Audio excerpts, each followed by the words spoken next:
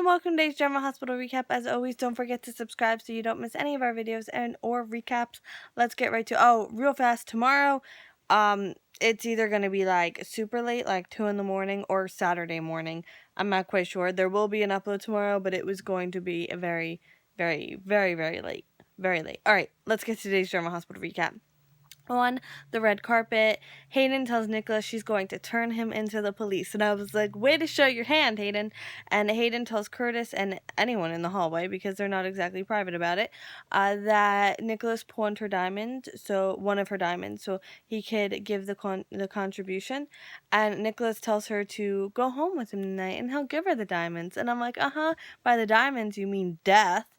So Hayden's not stupid, and like she doesn't say yes, and then like Nicholas storms off because that's what he does. At Windermere, Nicholas takes a picture of the diamonds and texts them to Hayden asking her to come home, and I'm like, oy vey. Back on the red carpet, Hayden texts that she's on her way there, and Curtis urges her not to go home, but he says that she's on her own if she's really going to be this naive. He's done saving her. Now in the main room of the nurses' ball, Lucas, oh Lucas, where are you? Dying in the hospital. So they kind of break off to kind of figure out where Lucas is, and Robin's going to stick around and get to know Griffin, and I'm like, yay, Robin! It's probably only going to be for like a week or two, but I don't care, I'm happy.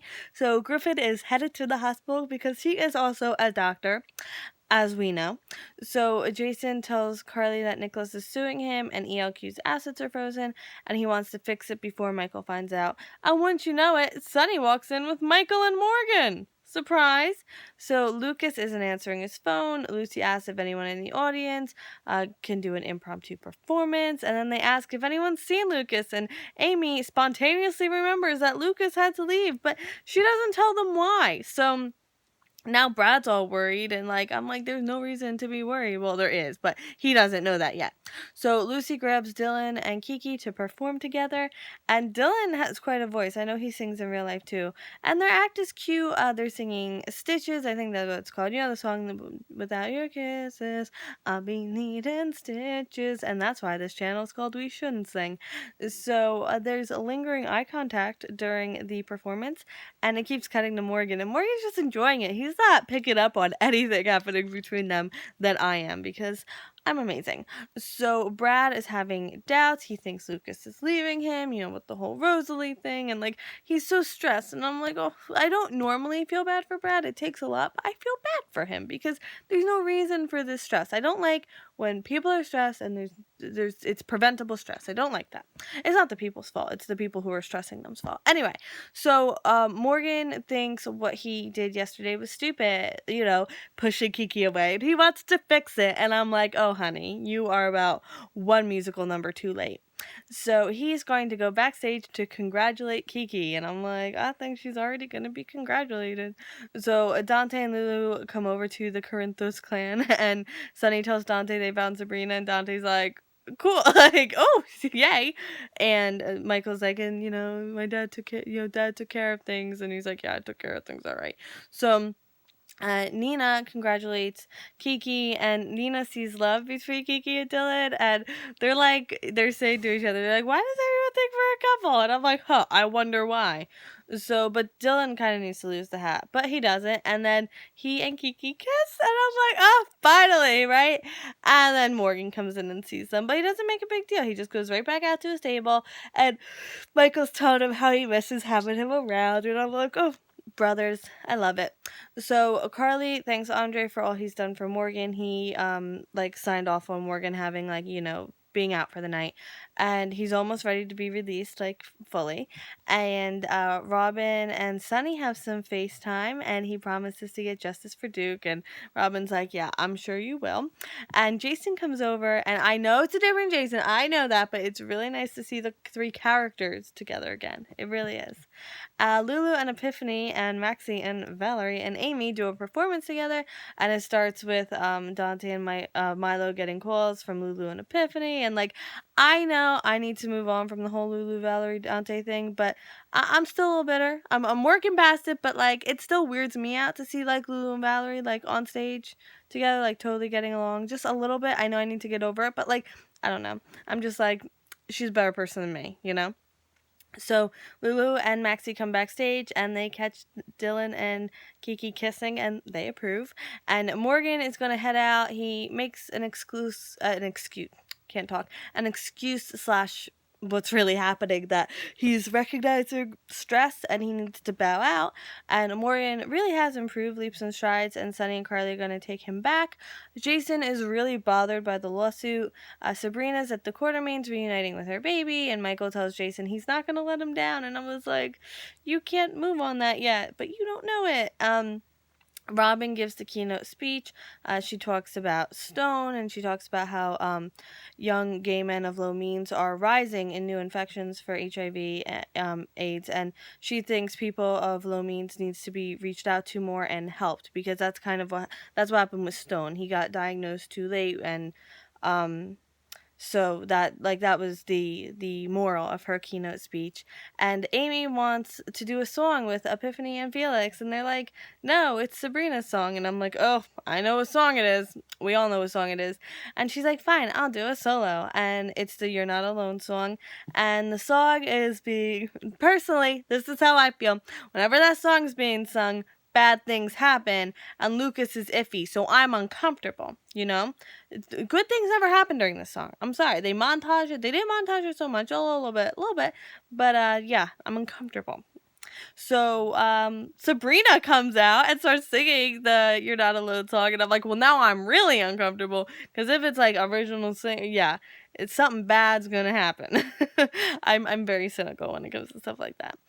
So they sing together, and then Jordan and Anna look at each other like, but when did she get here?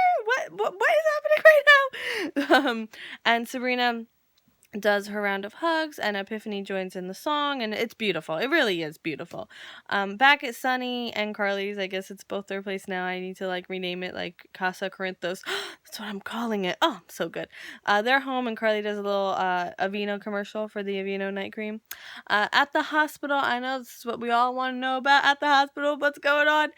Bobby wakes up and sees Lucas on the ground, and I'm like, oh no. Dr. Finn is putting the syringe in his pocket, and I'm like, no, how could you do this to us, Dr. Finn? How could you inject my soul with sadness? That is what you have done, Dr. Finn. You have injected. I stood up for you. We were all rooting for you. I have to go all Tyra. Remember the episode Top Model? When the girl was at Tiffany, she was like leaving. Anyway, Tyra like yelled at her. We were all rooting for you. We were all rooting for you. And that's how I feel with Dr. Finn. You go look that up. Tyra like yells at contestant or cries. It'll come up. Bobby screams for help. Back on track, right? So they're defibrillating. I don't know how to pronounce that. Defibrillating, whatever. Please yell at me in the comments. They're Lucas, and he barely has a pulse, and Brad calls, and Bobby answers and tells him to get to the hospital ASAP, but don't say anything because she doesn't want to ruin the ball. So Brad comes in. Griffin is working his hardest, and I'm like, don't you dare kill Lucas, show writers. My heart cannot take it, especially today, because I watched the finale of another show and they kill one of my favorite characters, and I'm like, I can't say I'm devastated because I had like real life devastation, still working through that, but like I can't, no, not today, writers, not today. So Lucas' heart starts again, and I'm like, oh, thank goodness. And during the whole You're Not Alone Anymore song, of course, it cuts to Lucas like on life support, the whole thing on the face, and I'm like, see, nothing good happens during that song. And Brad wants Lucas to wake up. He's hanging on, and there's an injection site on his neck, and Griffin asked Dr. Finn if he injected Lucas with anything, and I'm like, yeah, Dr. Finn, did ya? So back at Windermere, Jason arrives and hears a loud noise. And now end scene already. Woo! So the nurse's ball is over already? What? That it's supposed to last all month. I'm just kidding, but I know tomorrow's gonna be like the wrap up day. It makes sense. I feel like it went so fast. There was hardly any like build up. Like when they were bringing it back, it was like this whole build up to it. Now it just kind of like happened. So I guess that makes it feel like it goes faster. Anyway, Felix presents Lucy with flowers, and she realizes she didn't have a ward job malfunction this year, and she's so happy. And Felix is like, you don't have to announce that to everyone. Jordan finds Sabrina fast, and she places her under arrest for aiding and abetting a fugitive, Carlos Rivera. And of course, Michael's right there, and he's horrified. Brad brings up the 2 unexplained deaths, and they think it might be related, and now they want to investigate, and Dr. Finn looks worried, and I'm like, you know what? I hope Obrick does bust you on something, because you're taking my Lucas away, kind of. You're making me worry. I don't like to worry, Dr. Finn. So Curtis gives Hayden his credit card and I believe a room key so she won't go back to Windermere tonight. And Sam comes into Windermere. Oh, by the way, at Windermere, it's storming. Like, dark and stormy night. Like, poetic, okay? It's not storming anywhere else, just Windermere. So she hears a noise, so she goes running up the stairs in the dark castle in her flowy dress with the lightning, and I'm like, oh, this is so beautiful. And Nicholas has apparently been like pushed out the window or something because he is on the stones by the water, all bloody, and I'm like, sir, I think someone pushed you out the window, and Jason is going to be like the only suspect, and yeah, what's gonna happen there? So my mom actually had an interesting theory. Well, she didn't mean for it to be a theory. She's like, he's really gonna fake that to like frame Hayden for like pushing him out the window. And I was like, oh, that's actually like really like, yeah. I mean, he thinks she's coming over. She texted him she's coming over. That, yeah, I think you could be onto something accidentally. Good one, Mom. I'm very proud of her. That is it for today's recap. You can vote for a character of the week if you think you got, someone in mind. And just to reiterate, tomorrow it's going to be either like super, super, super late because I'm working to midnight, potentially later, or it's going to be like maybe Saturday morning because I'm going to be exhausted. I'm working 9 to midnight tomorrow, 2 different jobs. No, like, no break, just outside all day. Oh, actually, no, I'm gonna be home, like, but before General Hospital, of course, Back when I was on it too, I probably could have worked this a little bit, but nope, not today. All right, so I'm gonna stop rambling on now, and I will see you tomorrow / Saturday morning for more General Hospital, and I hope you have a great day. Bye.